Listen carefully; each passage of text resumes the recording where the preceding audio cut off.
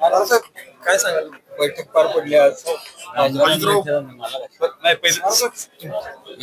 मी जी बोललो ते पत्रकारात नसल्यामुळे माहिती मिळाली सातारा नगरपालिकेवर काय होणार मनोमिलन हो मनोमिलन सहीकडे आणि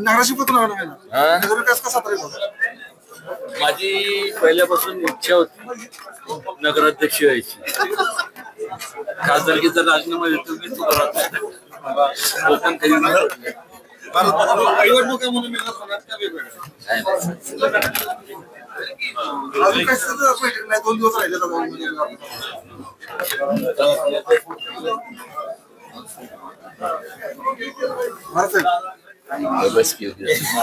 आज भाजप कोर कमिटीची जिल्ह्याची बैठक झाली आणि सर्व म्हणजे खासदार साहेब होते, उदयनराजे होते, जयकुमारजी गोरे साहेब होते, अतुल बाबा ज्यांना या निवडणुकीचं प्रभारी केलंय ते मान्य धैर्यशील दादा होते, मनोज दादा आणि सगळेच म्हणजे जिल्ह्यातील सर्व प्रमुख मंडलाध्यक्ष सगळे होते.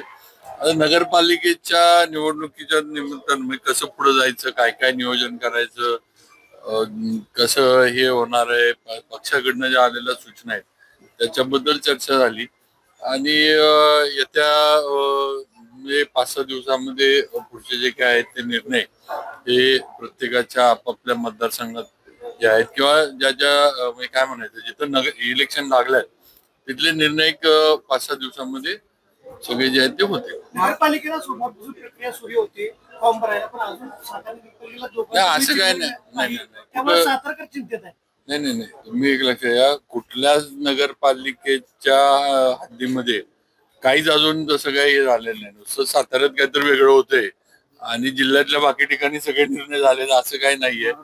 आता तुमचं पत्रकारांचं काय तुमचं सगळ्यांचा नियम साताऱ्यावरच आहे मग जिल्ह्याचं बघा सगळ्यांनी जिल्ह्यामध्ये पण काय काय चाललंय काय नाही त्याची माहिती घ्या आणि मनोमिलन होणार का नाही याची चिंता आहे. आता उदयनराजे मनोमिलन आहे म्हणून आता एवढंच बघा मी तुम्हाला परवा पण सांगितले की जे काही निर्णय होतील ते भाजपच्या माध्यमातून आमचे पक्ष नेते देवेंद्रजींच्या माध्यमातून आणि सातारकरांच्या हिताचेच निर्णय होतील एवढं सांगतो. मग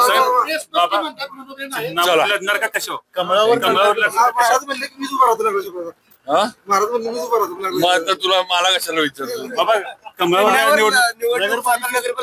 होणार आहे की आघाडीवर होणार आहे. आज पक्षाची बैठक होती ना इथं नगरपालिकेत कमळ फुलणार सातारा नगरपालिकेत कमळ फुलणार.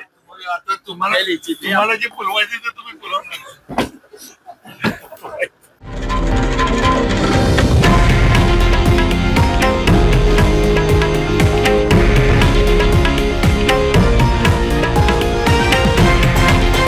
हे आहे देशातील नंबर 1 न्यूज नेटवर्क आणि आपण पाहत आहात TV9 मराठी, एकमेव.